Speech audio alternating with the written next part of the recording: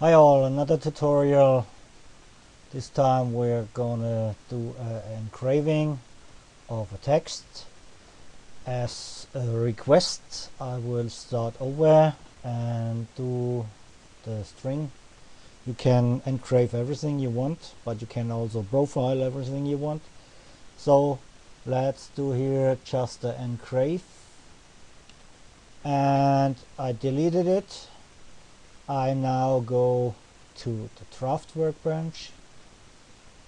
There it says I hit 2 to get the top view. I will enable the grid, and I will say here the S. It's also in the menu form from text, so you can now select with the mouse. Here I will go that way. What text do you want? FreeCAD. The height of the text, it's 1.8 millimeter here. And this is the weight of the letters. So one would be double letter weight, 0.4. So now we're gonna need a text, a TTF. Here, user share fronts through type. I use free fronts, and I say let's go sticky 3.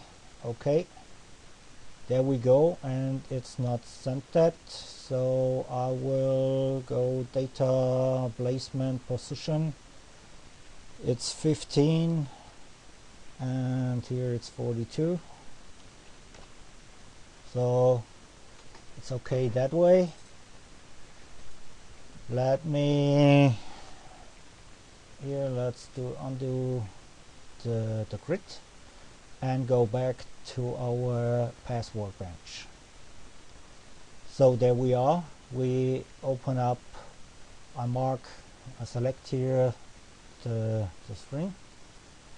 I will enable our job. It gives me a standard border weight. Okay. Now as the stock is completely inside the fusion, I will disable the fusion. Here, visibility false. So I have only the string here. And the default tool, I will just grab here the standard numbers I have always in most tutorials here. Let's say 20,000, and let's give the tool a weight from 0.5, and if I hit yes, it's okay, and 4 millimeters length. So there we go. Okay. So now, as this is the only thing inside, it will grab the lines. I just have to say give me an engraving operation and enter the depths. Here let's go start depth 0, walk down 0.5, and it's minus 0.5, minus 0.5, and here 0.5 as well. So that should give me the standard operation. I say okay, and I will simulate it.